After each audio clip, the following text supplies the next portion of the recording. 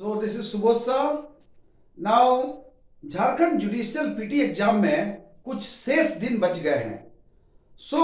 मैं पहले भी बताया था कि इस एग्जाम की तैयारी करते समय, विशेषकर लॉ की तैयारी करते समय, बैरक पर विशेष ध्यान दें और साथ में इंपॉर्टेंट सेक्शंस को चूज कर उसका डीप अध्ययन करें और साथ में इंपॉर्टेंट केस लॉज पर भी ध्यान दें।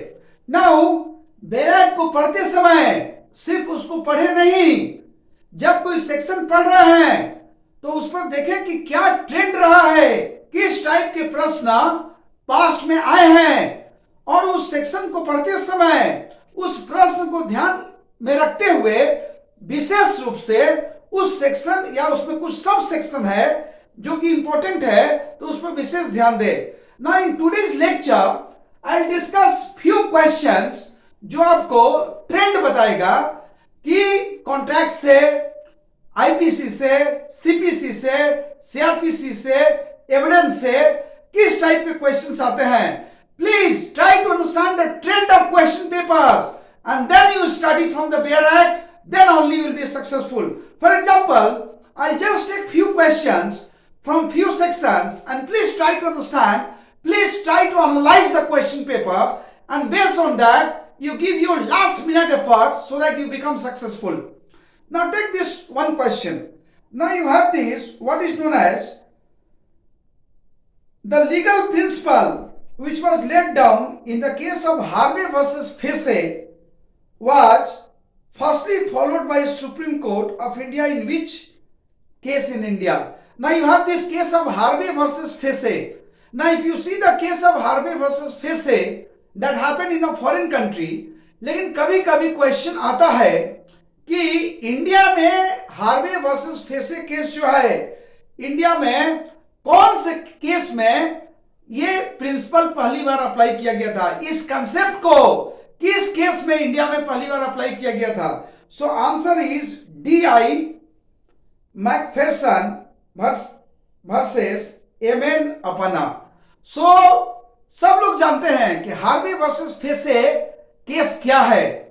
It is based on which concept of contract, everybody knows that. लेकिन अगर क्वेश्चन पूछा जाए तो बहुत कम जगह ही यह सूचना है कि भारत के किस केस में हार्वे वर्सेस फेसे का जो कंसेप्ट है, जो प्रिंसिपल है, उसको अप्लाई किया गया था।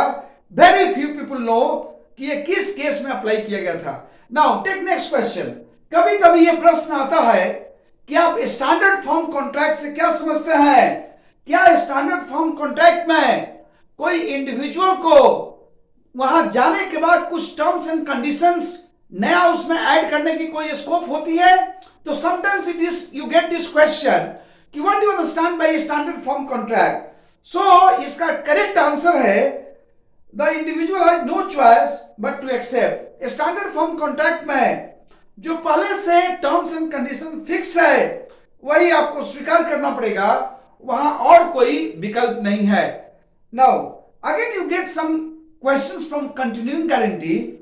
क्या कंटिन्यूइंग गारंटी में भी रिवोक फॉर फर्दर ट्रांजैक्शन? कब आप कंटिन्यूइंग गारंटी को खत्म कर सकते हैं? एनी टाइम फ्यूचर ट्रांजैक्शन के लिए, जो हो चुका है उसके लिए आपकी गारंटी ऑलरेडी हो चुकी है, वो कंटिन्यू करेगी।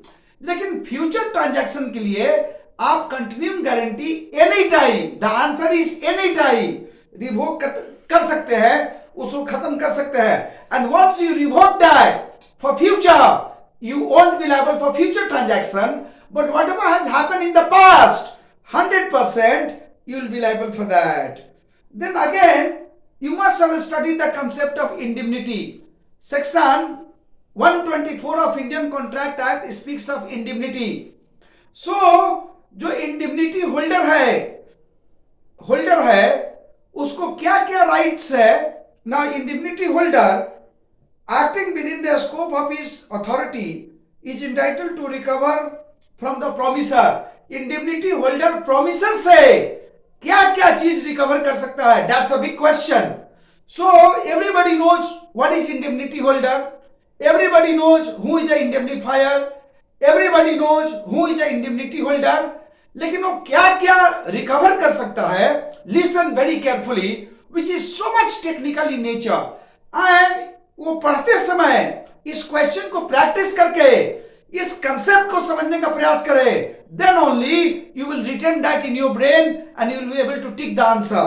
तो इसका आंसर है, पहला आंसर है कि इंडिमनिटी होल्डर प्रोमिसर से ये चीज रिकवर कर सकता है। पहला, all damages which may be compelled to pay in suit, उस केस में जितना डैमेजेस इंडिमनिटी होल्डर को देना पड़ा वह प्रोमिसर से ले सकता है। दूसरा, all cost which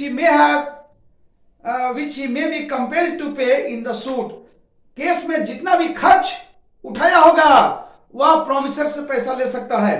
lastly, all sums which he may have paid under the terms of any compromise of any suit, compromise होने पर जो पैसा वो पे किया है वह भी प्रोमिसर से ले सकता है। So actually if you see all this questions, इसका चैप्टर तो आपको मालूम है, सेक्शन आपको मालूम है, but they are too technical in nature. That's why simply do not flip through the pages of bare act. हर सेक्शन को कंसेप्ट पर आधारित क्वेश्चन को समझते हुए आगे बढ़े, then only you will be able to score 80 plus in the PT exam. So be very technical in nature while study Bear Act. Thank you so much.